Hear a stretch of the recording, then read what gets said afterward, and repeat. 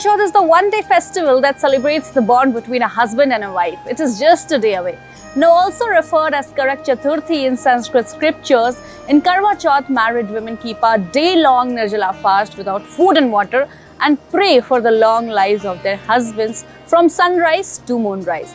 Now before the fasting begins, a pre-dawn meal called Sargi is given to the women who are fasting, and in the Sargi Thaali, lots of items are included like fruits, dry fruits, vegetable curries, roti and all of the food items. Now in this video, we will be talking about the food items that you should not include in your Sargi Thaali for an uninterrupted fasting.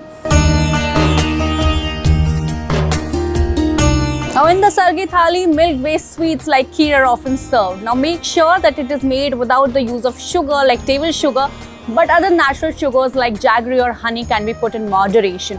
Now high sugar foods tend to increase thirst. Now just like sugary food, oily foods will also tend to make you feel thirsty in the day. Traditionally, deep-fried foods are served in the Sargi Thaali like puris and papas.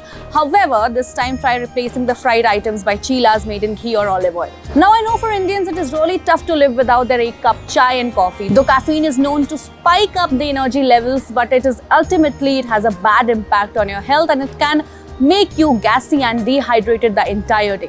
Now don't forget to follow these tips during your Karwa Chauth fasting, and also for more health related videos do log into our website, which is known as The Health Site.